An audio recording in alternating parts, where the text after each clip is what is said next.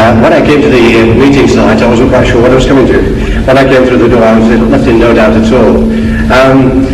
It was entitled Jesus and Muhammad, and thank you for putting Jesus first. I'm sure you'll accept that you did not put the case for Christianity as a Christian would put it. I'm sure you, and that I can understand in an audience of this kind of was already persuaded towards the Muslim way of thinking. Indeed, I would say that I, as an individual, would respect the Quran. I'm afraid you did not respect my holy book, which is the Bible, in quite the same way. In fact, I'm a teacher. And in my classroom, I've got a television which is fixed to the wall. And on the top of the television, there's just room to put the Quran, because I respect, I've got Muslim children in my school. And I put the highest, I know you respect your book, but I put it in the highest place. So I do that. I put it in the highest place. Now, what I'm saying to you is this: you've not really given, in my opinion anyway, the Christian loving and forgiving, these are the two essential things, although you denigrate forgiveness for some reason, as highly as I would. But more than that, perhaps you answer this point.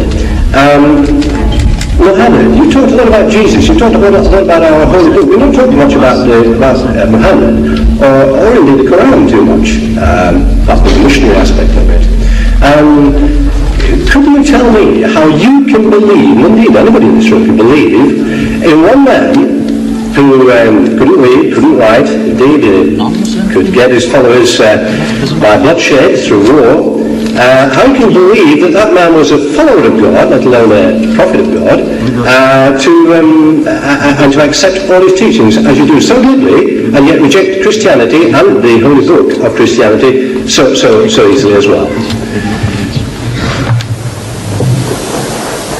You see, you have thrown in so many things in this little contribution of yours, that how can we believe in a man who was illiterate and who by bloodshed, who had spread his faith, converted the people.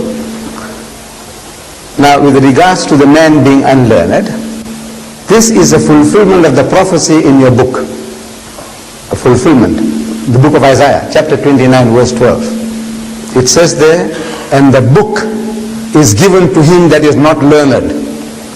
The book, please. The book is given to him that is not learned, saying read. And he says, I am not learned. Now, if you look for in the religious history of man, in the Bible, you will never find an occasion where any prophet of God, when given the message of God, he says, I am not learned. But if you read any biography of Muhammad, any written by Muslims or non-Muslims, they will tell you that the first revelation that was given to him in Ghar Hira, the Mount of Hira, when the angel of God comes to him and commands him in his mother tongue, he says, Iqra, read. And Muhammad says, Ma ana biqari'in. He said, I'm not learned. So the angel of God commands him a second time, Iqra, read.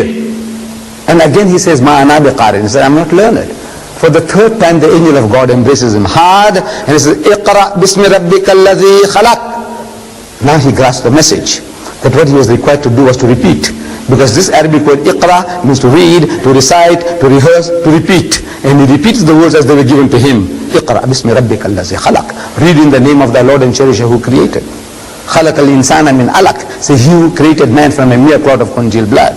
Iqra wa rabbuka al-akram. So read and thy Lord is most bountiful. So he says, Iqra wa rabbuka al-akram. So allazi allama bil kalam. So he who taught the use of the pen. So he says, allazi allama bil kalam. So allama al-insana ma lam ya'lam. Taught man that which he knew not. The very fact that the man is unlearned is a proof that this book is a book of God. You misunderstand